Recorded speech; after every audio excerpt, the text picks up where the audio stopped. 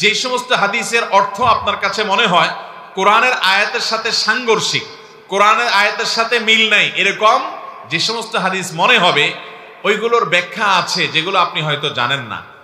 প্রথমত ওইগুলার ওই সমস্ত ব্যাখ্যা যখন আপনি জানবেন, সেটা যখন দাঁড় করাতে পারবেন, তখন আপনি সেই সমস্ত হাদিসের সাথে আর আয়াতের কোনো সংঘর্ষ পাবেন না। একটা ছোট পিচ্ছি, সে তার স্যারের কাছে পড়ে, হাউস টিউটরের কাছে পড়ে, হাউস টিউটর তাকে শিখাইছে, সে জীবনের শুরুতে একেবারে ম্যাথ বা অঙ্ক শিখছে, সে শিখছে 2 আর 2 সমান সমান 4 হয়, এটা সে শিখছে। এখন এটা শিখে তার বাড়িতে গিয়ে তার আব্বুকে বলতেছে, বাবা তোমাকে আজকে একটা পরীক্ষা নেব, আমি তো আজকে ম্যাথ পড়ছি স্যারের কাছে, অঙ্ক পড়ছি, দেখি তুমি অঙ্ক কেমন পড়ছো বলো তো দেখি, কত আর কত যোগ করলে 4 হয়? বাপ বলল, কেন? 3-এর সাথে 1 যোগ দিলে 4 হয়ে যাবে।